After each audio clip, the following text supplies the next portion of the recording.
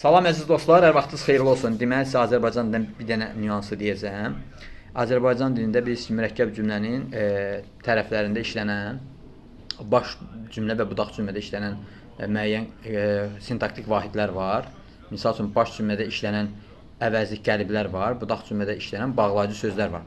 Elə sözlər var ki, onlar bir dənə köməkçi nitq hissəsi artırdıqda əvəzlik qəlib məqamından bağlayıcı söz məqamına keçir. Bunlar hansı sözlərdir? O vaxt, o zaman, onda sözləri var ki, həmin sözlər baş cümlədə gələndə əvəzlik qəlib kimi iştirak edir və suala cavab verir, zəflik məqamında iştirak edir.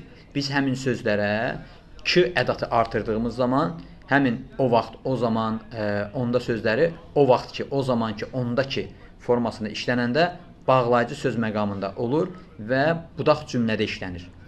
Demək ki, bir köməkçi nitq hissəsi müəyyən sintaktik vahidlərin, sözlərin cümlədə, mürəkkəb cümlədə, baş cümlədə və budaq cümlədə işlənməsinin yerini dəyişə bilər. Buna görə də əziz dostlar, buna diqqətli olmaq lazımdır.